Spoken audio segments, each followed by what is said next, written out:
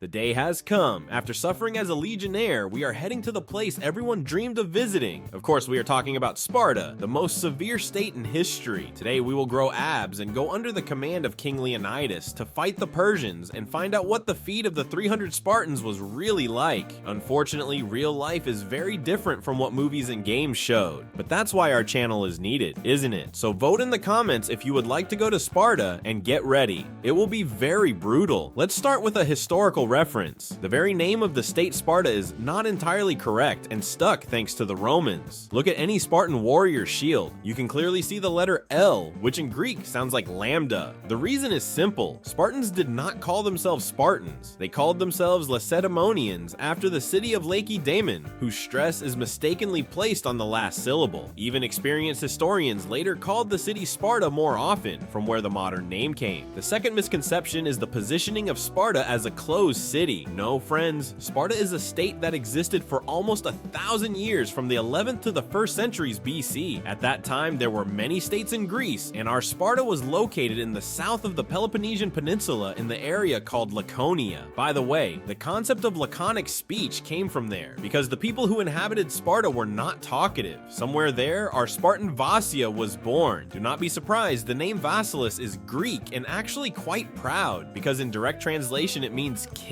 It is around 480 BC. Sparta is stronger than ever. The state extends its influence to almost the entire Peloponnesian Peninsula. Nearby is the Athenian state, which our state does not like. But the main problem is not Athens. To the east is the huge Achaemenid Empire, commonly known as the Persians. They do not distinguish between types of Greeks and are charged with one simple goal: to capture all Greek land. This is a serious problem because one look at the map is enough to understand how much more resources, people, and basic unity the Persians have. If Greece is divided into mini-states that have united only in the face of a threat, then the Persians fought as one front. Looking ahead, let's note that they lost. Why? Because the art of war is sacred to the Greeks, and for the Spartans, it is life itself. Our Vasili is a typical Gamai. This is what full citizens were called in Sparta. There were also simple workers, Mafaki, and there were Nudomidi, considered citizens only halfway. But the hardest fate awaited the Helots. This is the poorest caste of Spartans, mostly peasants. They were somewhere between serfs and slaves. But the structure of Sparta was more complex than that of similar states. For example, the family of our Vasili could have a dozen Helots under their control. On paper, they were serfs and had to provide Vasili's family with a fixed percentage of the harvest. The difference between Sparta and other states of that time was that the master could not increase this percentage. It was set by law. Vasili was lucky to be a citizen of Sparta because there were immediately 10 helots per citizen who often staged uprisings. They were punished as harshly as possible, and once a year the Spartan rulers even declared war on their own helots to cut out the most rebellious and keep everyone in obedience. Yes, you are not mistaken, the Spartans actually declared war on themselves because we are talking about one of the most brutal states in history. Everything was subordinated to one goal: war. Vasili, like other boys, left his family for the barracks at the age of 7. There, Spartan boys were grouped and trained in martial arts, sports, and even reading, which was unusual for those times.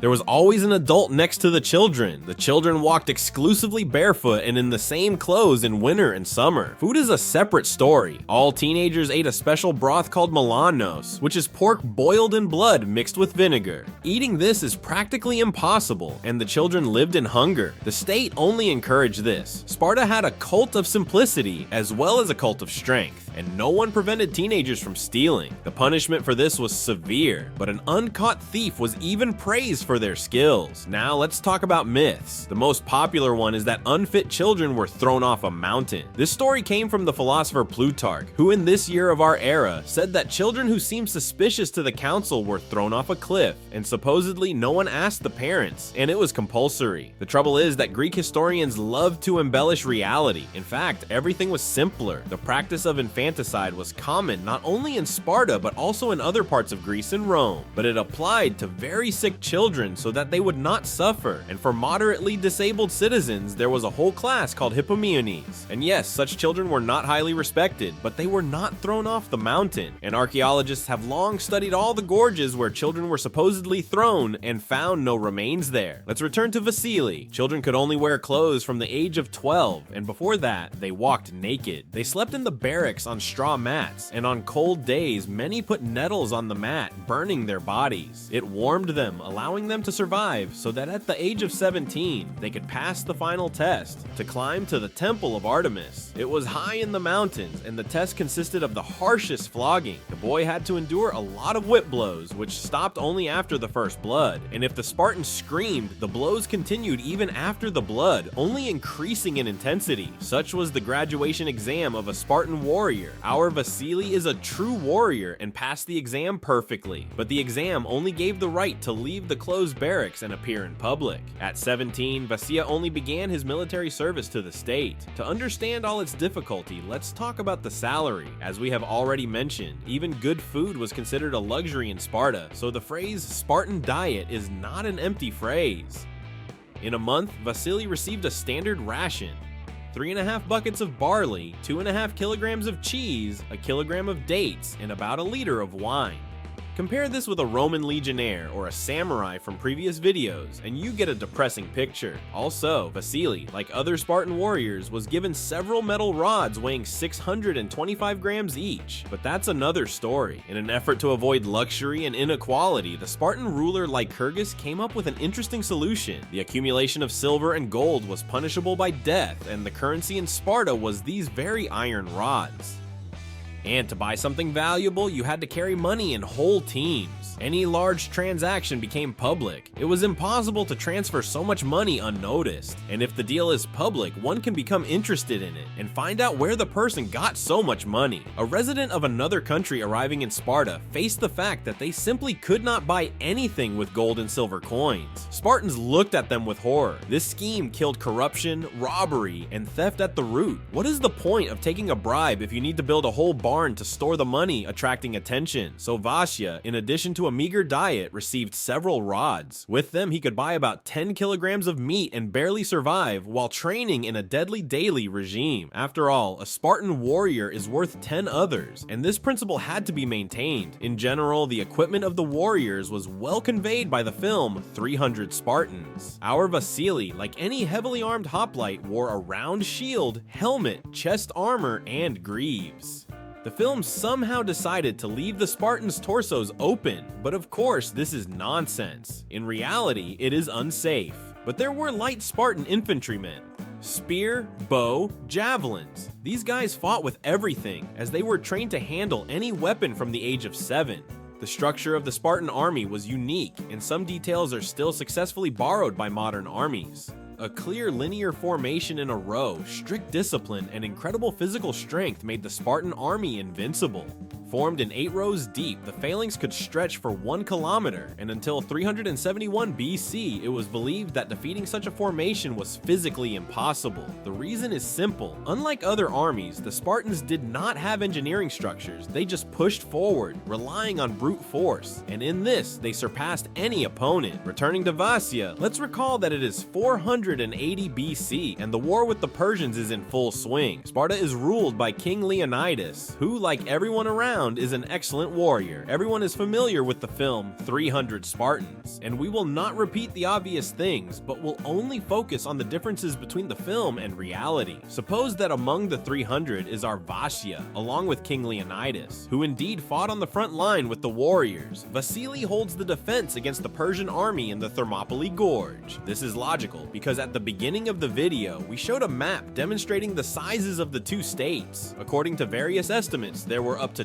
250,000 Persians under Thermopylae, and only 7,000 Greek warriors opposed them. It is worth noting that the number of Spartans is not accidental. 300 people are the king's personal guard and the most elite warriors, and they really held back an enemy 20 times their number for 2 long days. They would have held out longer if not for the local resident Ephialtes, who decided to make some money. Ephialtes told the Persians about a mountain path that could be used to bypass the Greek positions. However, Spartan intelligence intelligence was not asleep, and Leonidas learned about this first. The king immediately sent the entire army home, leaving only 300 guard hoplites with him.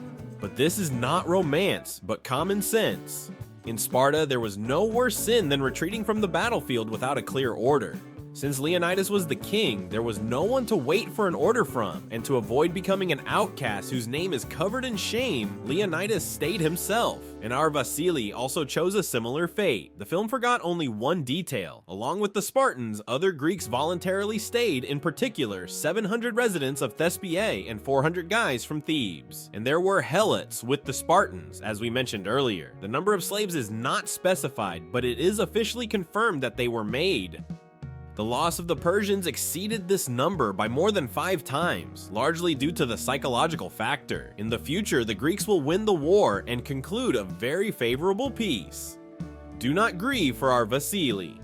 As you may have learned, his life was not the easiest, and dying in battle for a Spartan meant the highest honor. For example, one of the 300 Spartans, Aristodemus, was ill at the time of the battle. Leonidas sent him to the village to recover. After the king and the guard were killed, Aristodemus returned to Sparta. There he was given the nickname Aristodemus the Coward, and even the subsequent exploits of the guy did not affect his position in society. A year later, in 479 BC, another Spartan, Pausanias, led the Greek army to the final battle with the Persians. It took place near the town of Plataea and was marked by the total defeat of the Persians, despite the fact that they were 3 times more numerous. Aristodemus, a member of the original 300 Spartans, became a hero of the battles, but even this did not change his status. In conclusion, let's note another amusing fact. If Spartan boys were trained for war from childhood, then girls were trained for childbirth. Their life was much simpler. Girls were taught writing, sports, and their health was carefully monitored. In a sense, Sparta can be considered the progenitor of feminism, because even with weapons, Spartan women coped excellently. Just think, this was a couple of thousand years ago, and only 100 years ago, in some countries, women couldn't even vote. This clearly demonstrates that progress is a relative thing, but no matter how harsh the life of the Spartans was, they firmly secured their place in history. And that's all for now. If you enjoyed transforming into a Spartan, don't forget to like, and also suggest your warriors for future episodes in the comments. See you next time, friends.